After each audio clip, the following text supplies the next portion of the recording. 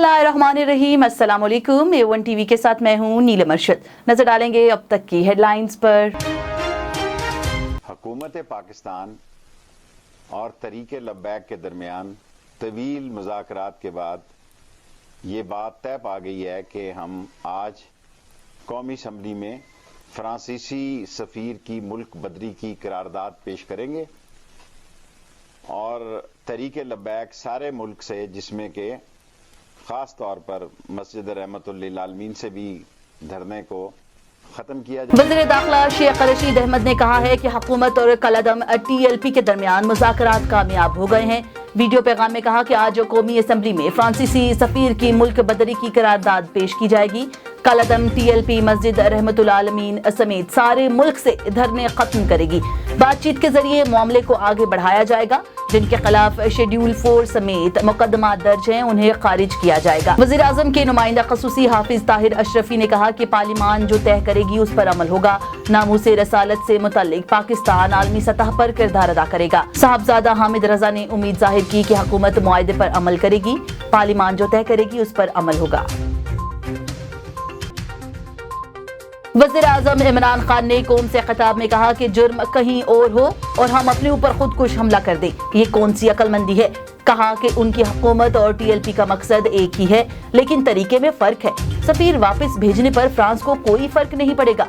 सारी यूरोपीय यूनियन ताल्लुकात खत्म कर लेगी और हमारी टेक्सटाइल इंडस्ट्री बैठ जाएगी। वो 50 इस्लामी ममालिक के साथ मिलकर मुहिम चलाएंगे और खुद इसकी सरबराही करेंगे। जब 50 ममालिक का मगरिब पर दबाव पड़ेगा तो उसका असर होगा। कहा कि तशद्दुद के हालिया वाक़यात में नून लीग और JUIF भी शामिल हो गई ताकि हुकूमत को गैर मुस्तहकिम किया जाए।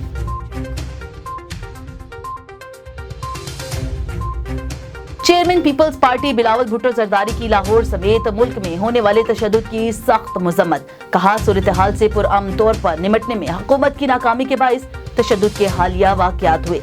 सिलेक्टेड हुकूमत चैलेंजेस को पार्लियामेंट में ज़ेरे बहस क्यों नहीं लाई। हुकूमती नाकामी की वजह से मुल्क अनारकी का शिकार हो गया। तमाम मामला तशद्दुद के बजाय आईनी तरीके के मुताबिक हल किए जाए।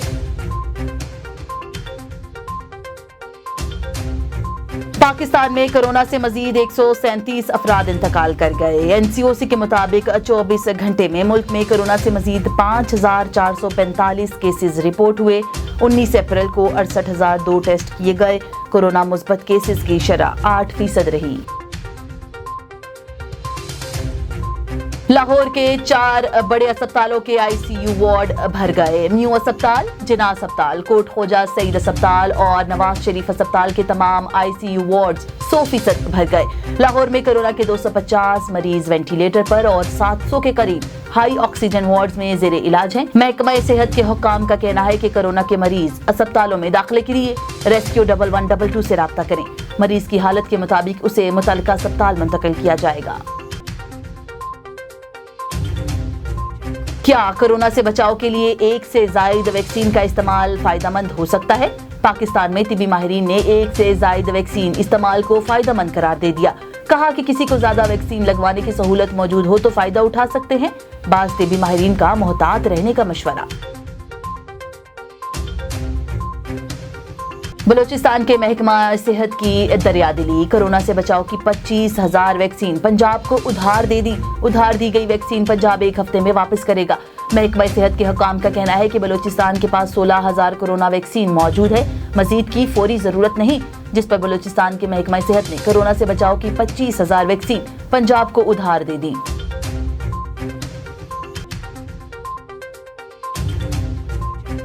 और खैबर पख्तूनख्वा पुलिस के साबिक IG नासिर दुरानी का कोरोना से इंतकाल। 1 माह से मियो अस्पताल में जेरे इलाज थे।